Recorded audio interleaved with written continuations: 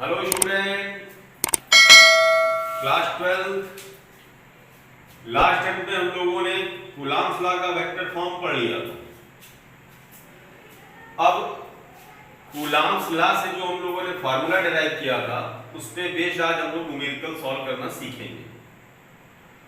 तो जब उसका न्यूमेरिकल सॉल्व कर रहे होंगे तो हमें एक चीज ध्यान रखनी है कि force is a vector quantity और वेक्टर क्वांटिटी का सम आपके फर्स्ट ईयर में एक रिजल्टेंट निकालना सीखा था टू वेक्टर का a square plus b square plus 2ab cos theta, where r is the resultant a और b magnitude of a vector and b vector, theta the angle between direction of two vectors means a and b। अब ये आप हमेशा mind makeup कर लीजिए, कभी भी दो वेक्टर क्वांटिटी का रिजल्टेंट निकालने का यही फार्मूला होता है और इसी फार्मूले से वेक्टर क्वांटिटी का एडिशन सब्ट्रैक्शन सब होता है। तो आज हम लोग पहले एक सिंपल न्यूमेरिकल सॉल्व करें। ठीक, न्यूमेरिकल सॉल्व करने से पहले एक रिक्वेस्ट है सभी स्टूडेंट से कि जो मेरे 3 वीडियो हैं उन वीडियो को आप सभी लोग देखिए, सब्सक्राइब करिए और उसको अच्छे से समझिए। देन आफ्टर ये फिर न्यूमेरिकल आपको बहुत अच्छे से क्लियर हो जाएगा। लेकिन अगर पिछला टॉपिक नहीं क्लियर है तो फिर इसमें थोड़ी सी प्रॉब्लम क्रिएट होगी। इसलिए सभी स्टूडेंट से रिक्वेस्ट है कि मेरे 3 लेक्चर, इसके पीछे वाले 3 लेक्चर मेरे वीडियो यानी चैनल में पड़े हुए हैं, आप सभी लोग उसे देखें, सब्सक्राइब करें और अच्छा लगे तो ज्यादा से ज्यादा शेयर करें। कम टू द टॉपिक, आज हम लोग सीखेंगे बैलेंसिंग पॉइंट निकालना। इस क्वेश्चन में क्या है कि 2 चार्ज दिए होंगे और उसमें एक तीसरा चार्ज इंट्रोड्यूस कराएंगे। क्वेश्चन क्लियर है? 2 चार्ज गिवन होंगे, उसमें एक तीसरा चार्ज हम इंट्रोड्यूस कराएंगे और क्वेश्चन में पूछेगा थर्ड चार्ज हम कहां पे इंट्रोड्यूस कराएं कि वो बैलेंस हो जाए। इसलिए हमने इस टॉपिक का नाम रखा है कैलकुलेशन ऑफ बैलेंसिंग पॉइंट। देखते हैं। तो पहला इसमें केस है if Q1 and Q2 are same sign. अगर Q1 Q2 सेम साइन के हैं तो उस केस पे क्या करना है। तो अब आपके पास 2 चार्ज है Q1 एंड Q2 और एयर और वैक्यूम में प्लेस्ड है, उनके बीच की डिस्टेंस है r। ये क्लियर? अब इसी में आगे क्वेश्चन ऐड कर रहा है कि थर्ड चार्ज Q3 इन दोनों चार्ज को मिलाने वाली लाइन के अलोंग कहां पर रखें कि वो बैलेंस हो जाए। Question clear?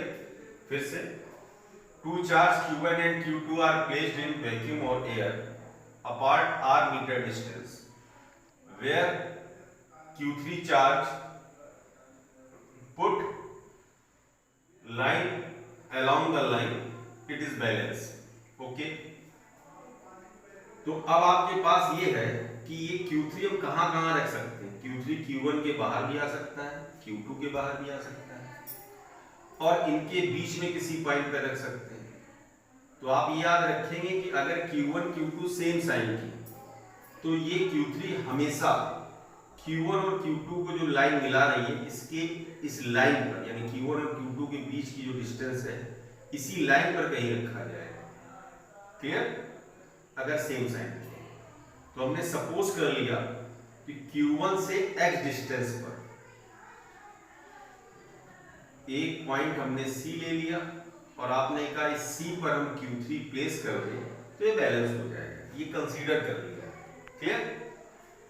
और कोई भी चीज बैलेंस तब होगी जब उस पर नेट फोर्स 0। ये यूनिवर्सल ट्रूथ है, इसको आप माइंड मेकअप कर ले। क्या कोई भी चीज बैलेंस तब होगी जब उस पर जितने भी फोर्स लग रहे हैं उन सबका रिजल्टेंट क्या हो जाए 0। खैर, अब इस Q3 पर कितने फोर्स अप्लाई हो सकते हैं तो एक और पॉइंट करने वाली बात है। आपके क्वेश्चन में जितने चार्ज होंगे उससे एक कम फोर्स मिलेंगे।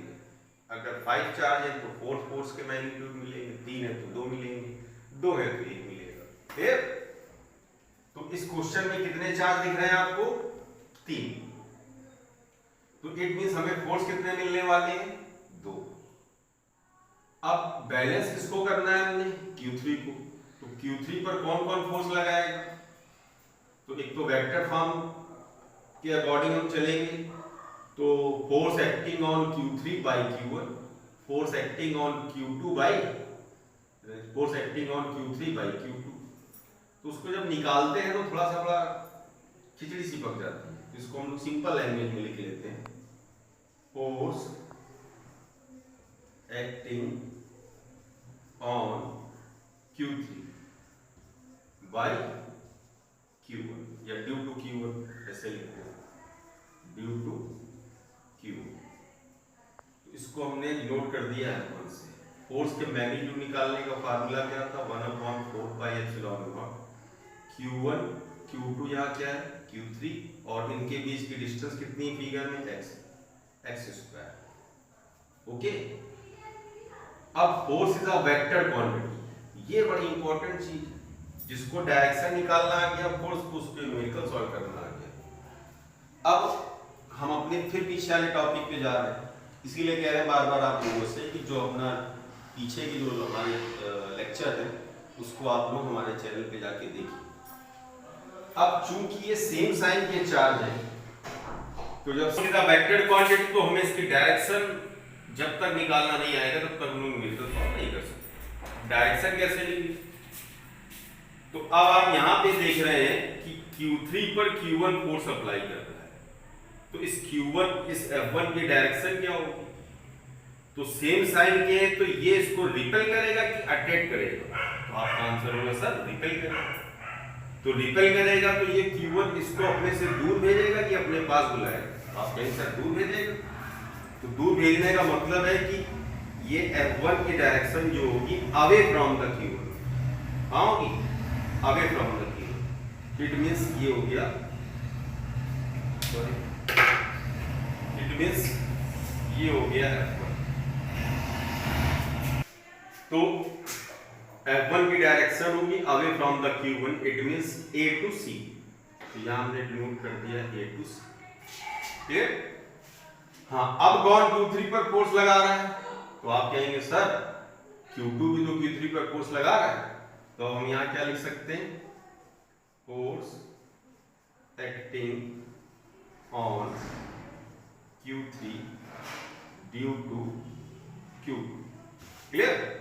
ये क्या आएगा, वही magnitude 1/4 pi epsilon not Q1 sorry Q2 Q3 upon, हाँ अब यहां से ये डिस्टेंस क्या होगी, r माइनस एक्स, क्या होगी, तो r माइनस एक्स का होल स्क्वायर।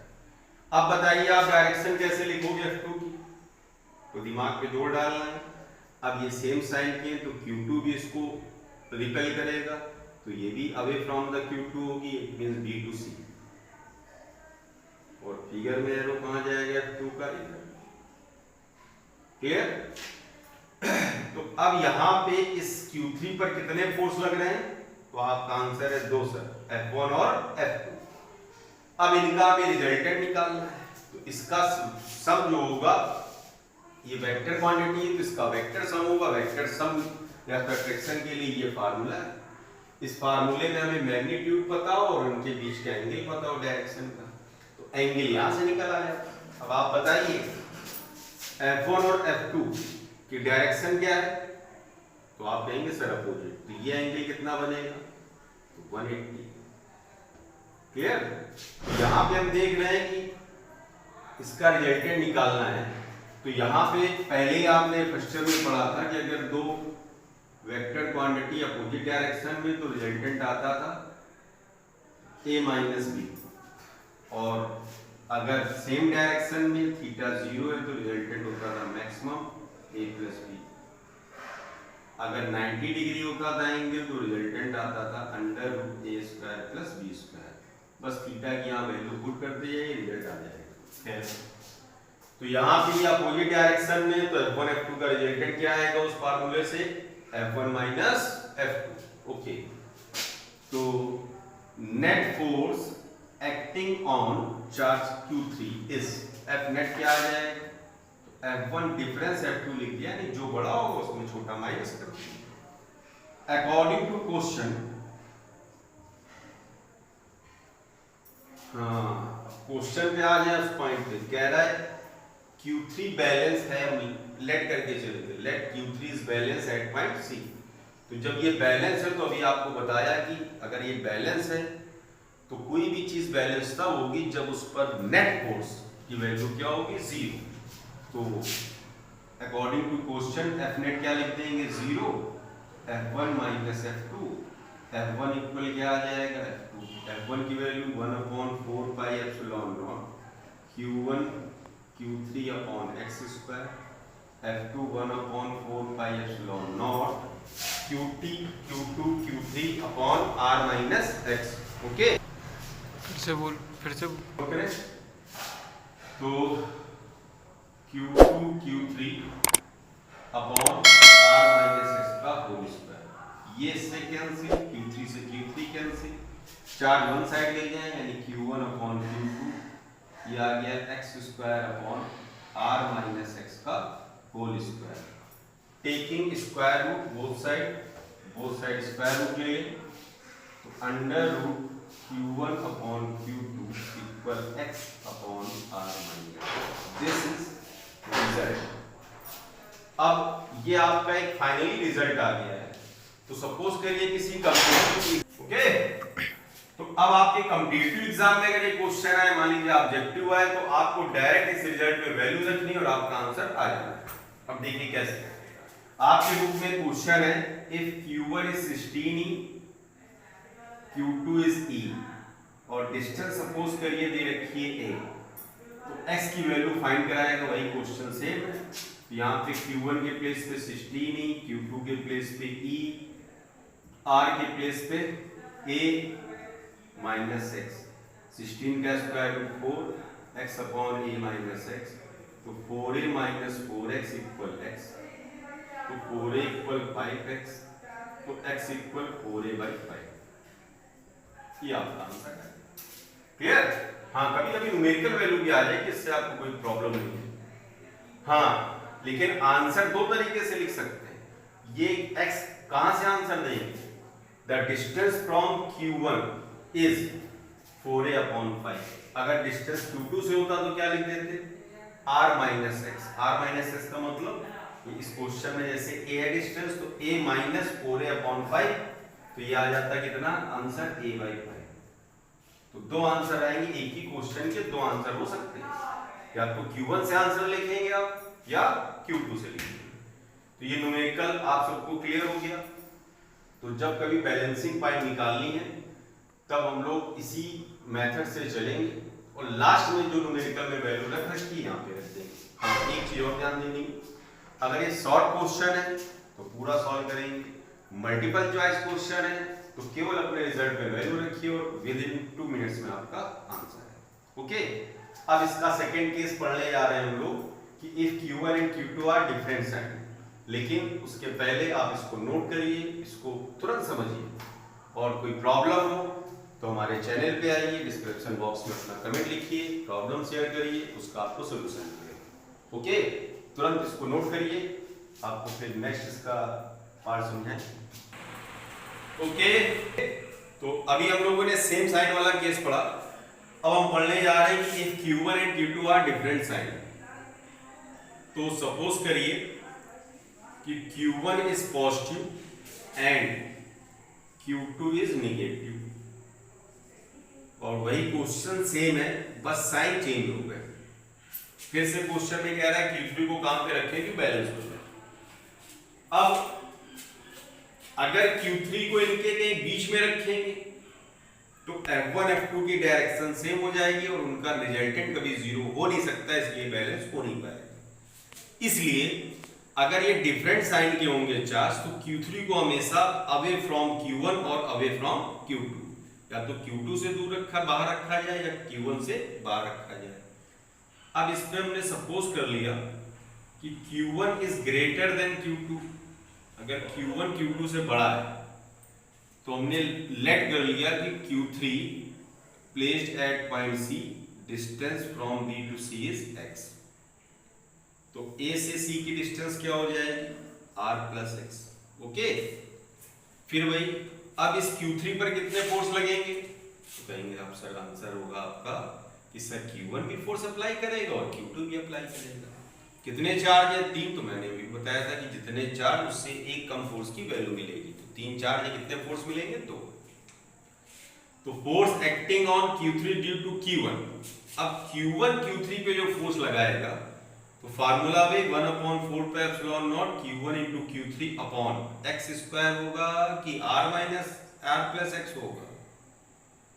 तो आप कहेंगे सर A से इस Q3 की जो डिस्टेंस है वो r प्लस x आ गई है, इसलिए यहाँ पे हम क्या लिख देंगे r प्लस x का होल ऑफ स्क्वायर। ओके, हाँ अब Q2 भी तो Q3 पे फोर्स लगाएगा। अच्छा, डायरेक्शन भी लिखनी है, तो डायरेक्शन अब Q1 इस Q3 सेम साइन के है, तो इसको अवे करेगा कि अट्रैक्ट करेगा, तो आपका आंसर होगा सर अवे करेगा। इट मींस ये हो गया F1। Okay, force acting on Q3 due to Q2, यानी Q2 भी एक फोर्स लगा रहा है। अब Q2 से Q3 की डिस्टेंस क्या है, तो आपका आंसर होगा सर x है, तो यहाँ पे क्या लिखते हैं x स्क्वायर। ओके, हाँ अब डायरेक्शन की बात आई, तो डायरेक्शन कहाँ होगी, तो ये इसको अट्रैक्ट करेगा कि रिपेल करेगा, तो सर ये अपोजिट साइन के हैं, तो ये इसको अपनी ओर क्या करेगा अट्रैक्ट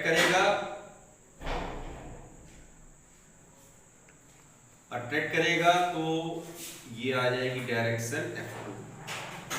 तो यहाँ पे डायरेक्शन चेंज हो गई, क्या लिखेंगे हम C to B, और यहाँ पे डायरेक्शन क्या थी A to C। ओके, तो जैसा कि इस फिगर में भी देख रहे हैं कि F1 F2 कहाँ हो गए अपोजिट डायरेक्शन में, तो इनके बीच का एंगल भी कितना बन जाएगा 180 का मतलब अपोजिट डायरेक्शन का मतलब F1 difference F2 net. According to question इसको बैलेंस होना है, मान चुके हैं कि लेट Q3 इज बैलेंस, इसलिए F नेट क्या रख देंगे 0। तो F1 माइनस F2 इक्वल 0, तो F1 इक्वल F2 कैलकुलेट करा। हाँ, अब इस कैलकुलेशन में थोड़ा सा चेंजमेंट होगा आपका।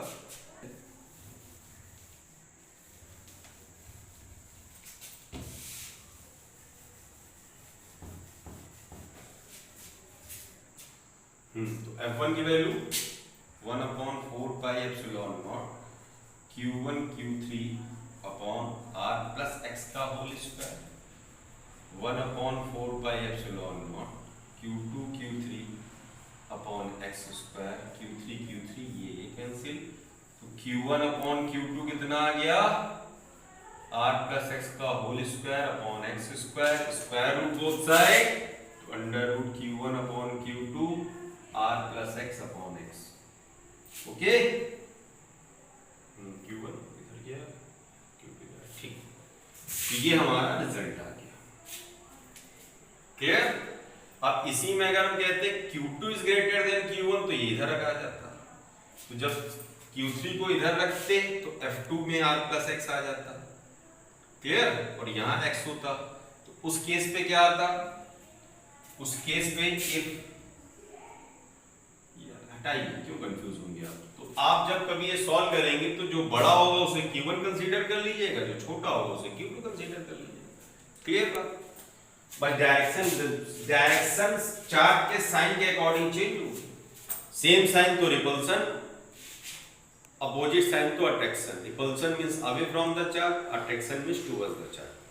तो आई होप कि ये न्यूमेरिकल आज आपका बैलेंसिंग पॉइंट बिल्कुल क्लियर हो गया होगा। अगर इसमें भी आपको कोई डाउट है तो पहले इस वीडियो को पूरा देखिए, समझिए, फिर अगर डाउट क्रिएट होता है तो मेरे चैनल पे आके डिस्क्रिप्शन बॉक्स में कमेंट करिए, उसका आपको सलूशन मिलेगा। ठीक? लेकिन बच्चों, अगर आपके वीडियो अच्छे लग रहे हो तो प्लीज़ इसको आप शेयर करिए, सब्सक्राइब करिए, ताकि हमें भी अच्छा लगे और आगे और अच्छे से अच्छा देने का आपको हम ट्राई करेंगे, प्रयास